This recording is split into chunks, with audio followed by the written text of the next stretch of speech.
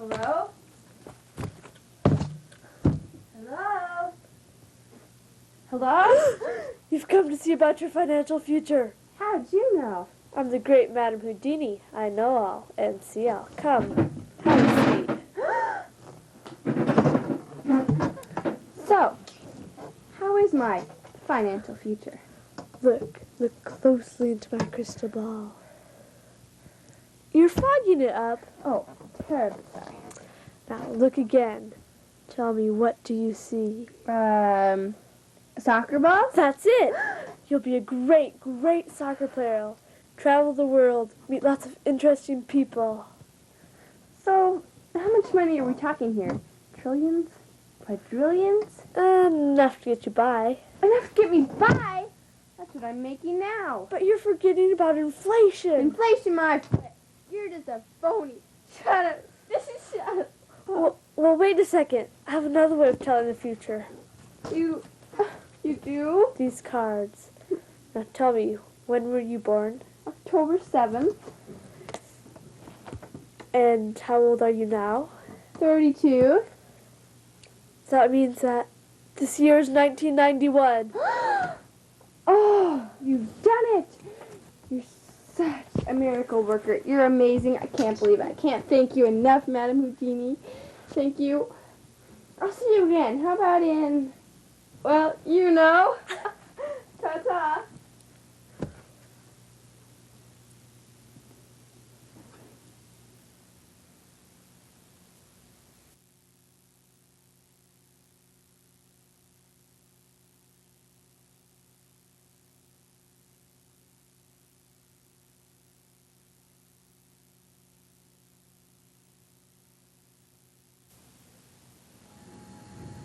Hello, folks, and welcome to Week Watch. In this next hour, Steve will be bringing you a startling report on the epidemic that's been going around the city. But first, we have a guest a star from the new hit movie, Madame Houdini and Her Phony Fortunes, after these messages. Many people think it's glamorous and great to be actresses and producers and directors of your own movie. But actually, it's not that hard. I mean, anyone can do it if you put your mind to it. So I really think you should go down to the theater and see Madame Houdini and Her Phony Fortunes. Ditto. Because if you don't, you'll hate yourself in the morning. Okay. And now, just as promised, via satellite from New York, we have one of the stars of the new hit movie, Madame Houdini's Phony Fortunes. Here's Kylee McIntyre in New York. So, Kylee, what was it like working with Katie Bryan? Well, I think Katie Bryan is an excellent actress as well as director, and I think we just work very well together. And would you say that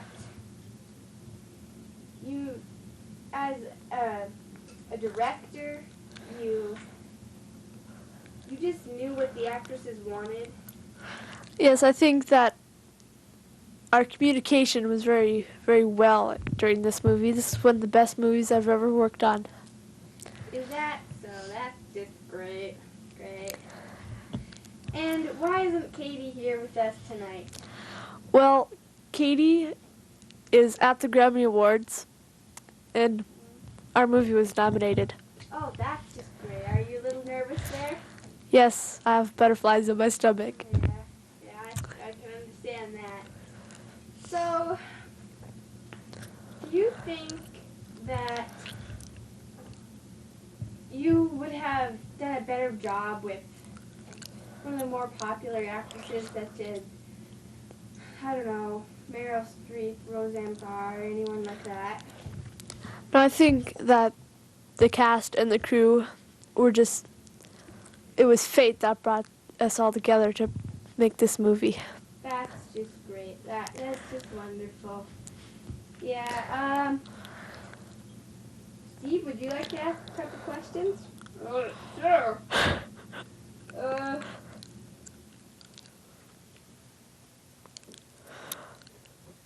Can you explain where you got the this movie?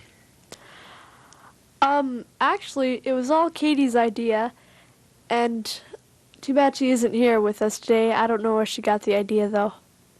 That's just great. You know, you guys did a wonderful job. Thank you. Thank you, Steve. And thank you, Kylie. When we come back, we'll have Steve's. You know, many people think it's glamorous and great to be actresses and producers and directors of your own movie. But actually, it's not that hard. I mean, anyone can do it if you put your mind to it. So I really think you should go down to the theater and see Madame Houdini and Her Phony Fortunes. Ditto. Because if you don't, you'll hate yourself in the morning. Thank you for watching Week Watch with us. Next week, we'll have roses. Friend or foe?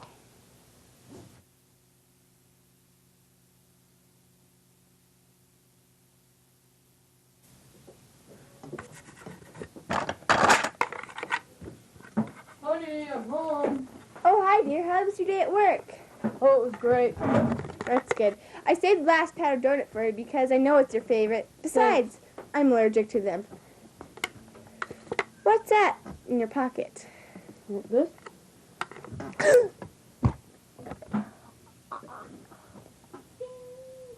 Oh no, I gotta get out of here.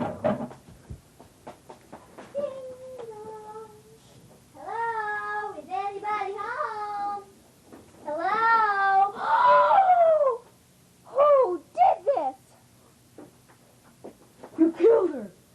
No, it wasn't me. I didn't kill her. Mr. Payson, there's someone here to see you. Send her in.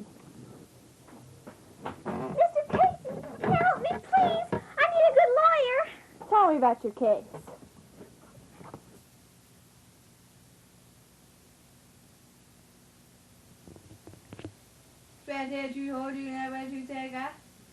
I do. Isn't it true, Carrie, that you, like your sister, are allergic to powdered donuts? Yes. And isn't it also true that Mr. Man, Mr. Hairy Man, loves powdered donuts? Yes, it's very true. Objection! What does powdered donuts have to do with this case? Overruled. Continue, Mr. Payson. And isn't it true that powdered donut powder was found all over the murder weapon? Yes, all over. Thank you, that is all. Cross-examination. I just have one question for you. Were you holding the gun when my client entered the door? Well, yeah, but I didn't... The button, nothing. No further questions. I do.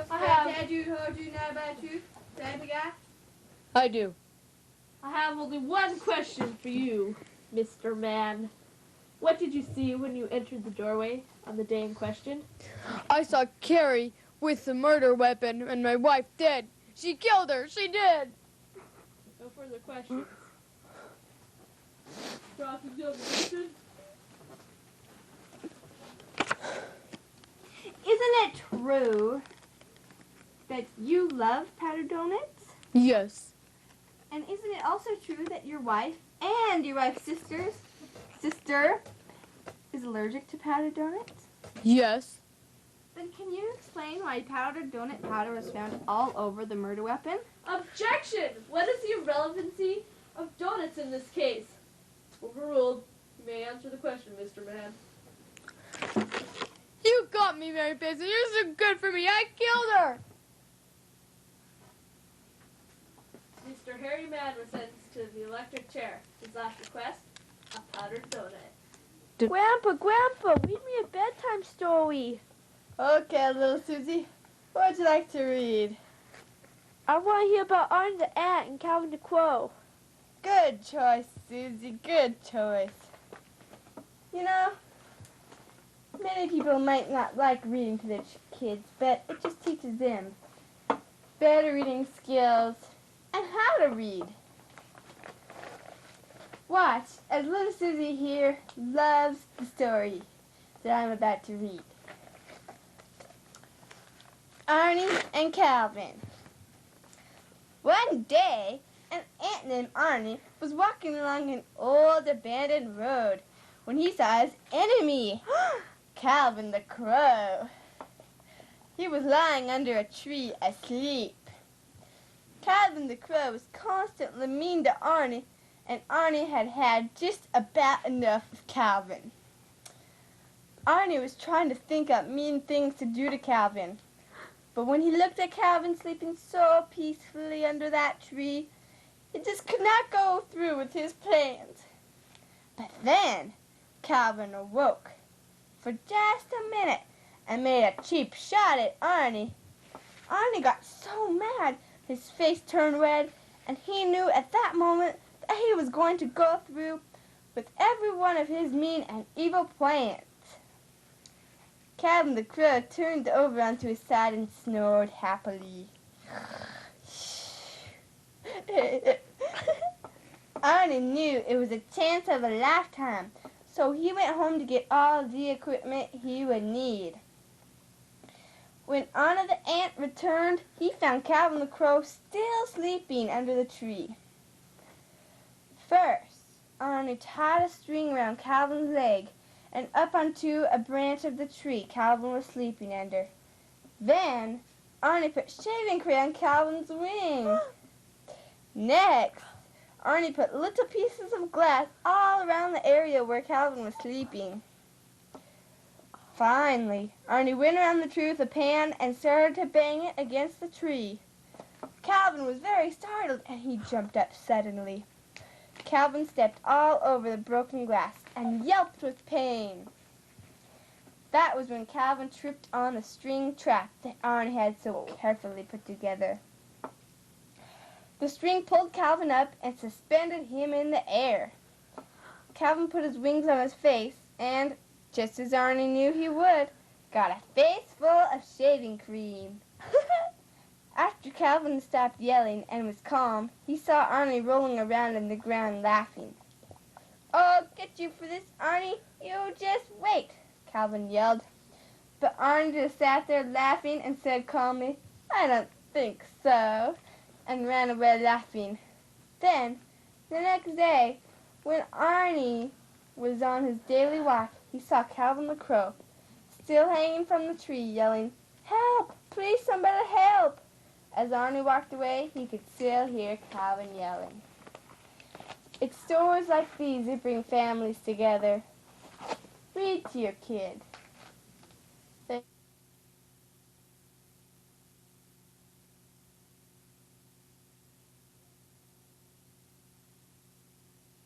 Welcome to our new show, Talking with Animals.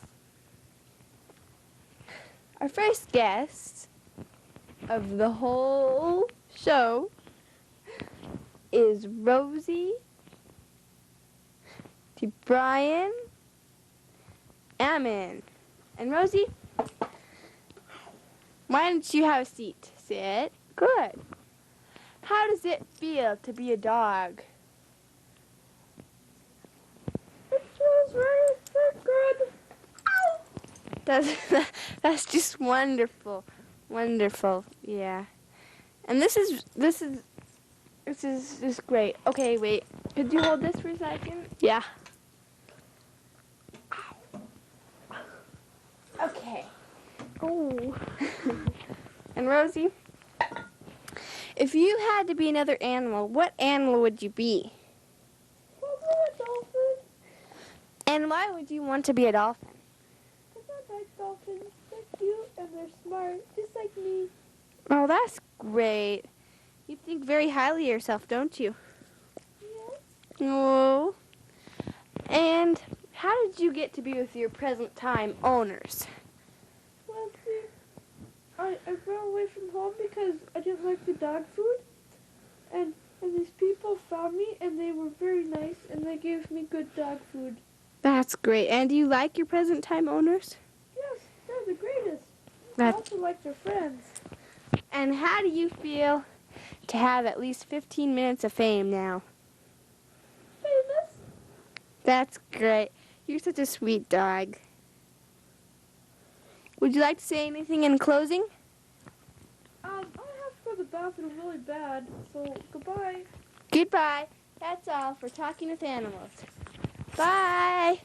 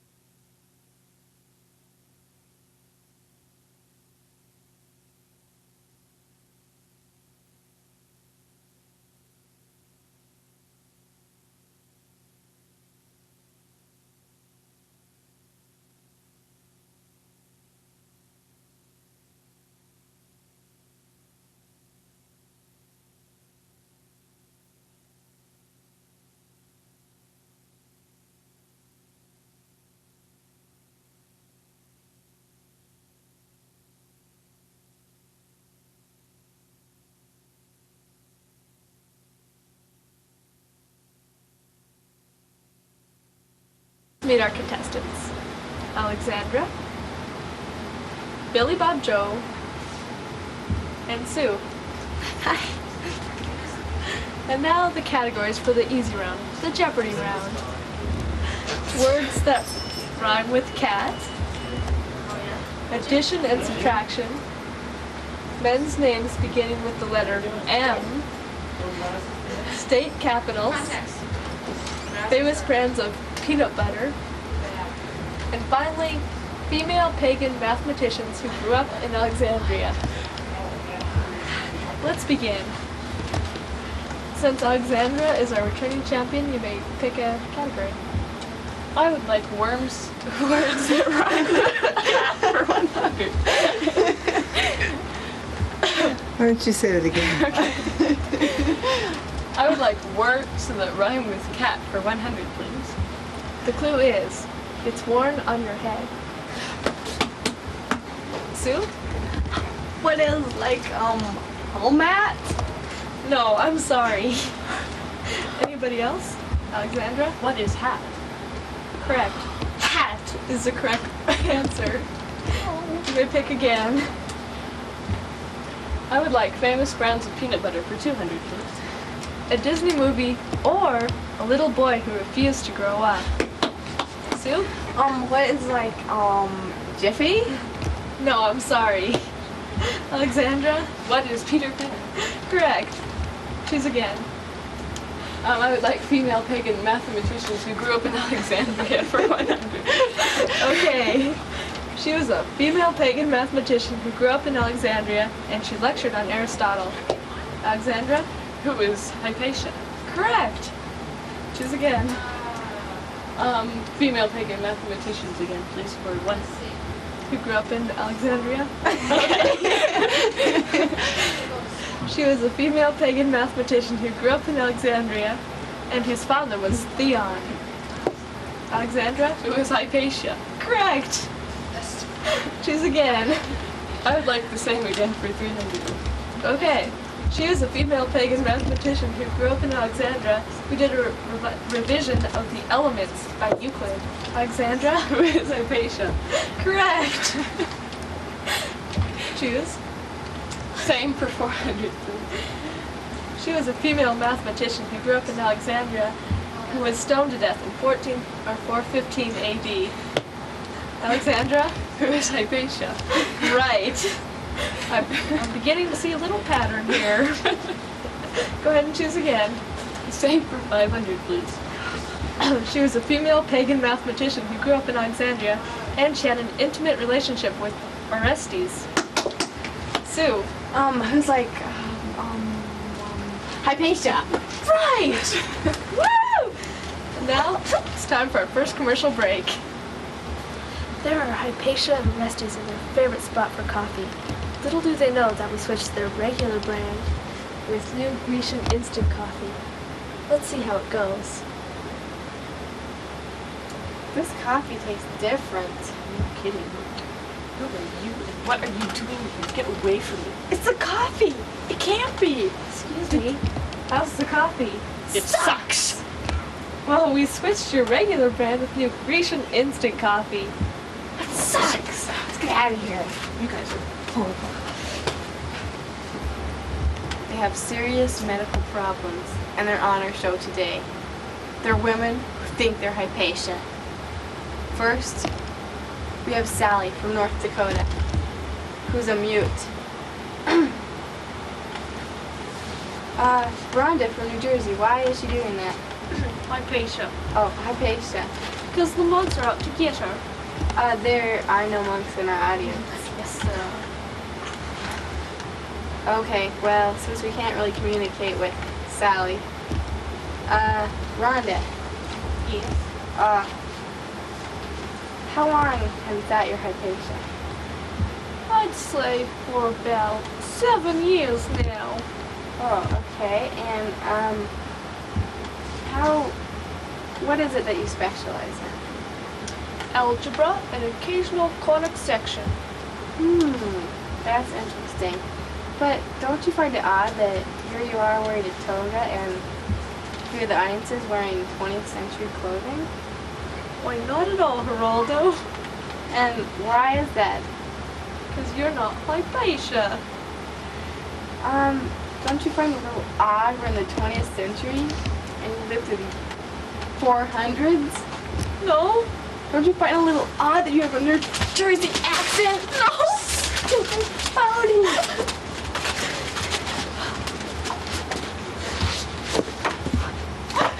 Next time on Geraldo, people will think they're Einstein. Hypatia traveled to many places and taught there. Here are just a few. Hi, we're in Italy. Isn't the spaghetti good, Orestes? Yes, but Hypatia, you should try the raviola instead. Hi, we're in Greece. Would you get me one of those gyros, Orestes? Sure thing. Mmm. Hi, we're in Turkey now. Boy, this Turkish coffee sure is good. It settles my nerves for that big lecture I have tomorrow. Sure thing, Hypatia. This is hard copy. Tonight, we're going to show several theories on how Hypatia's death, how Hypatia died. Here's the first one. You're a demon! You're a witch! Die, pagan, die!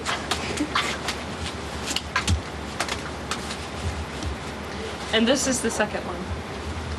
Hey, want some tequila? I don't drink. I'm too smart for that. Sorry, sorry.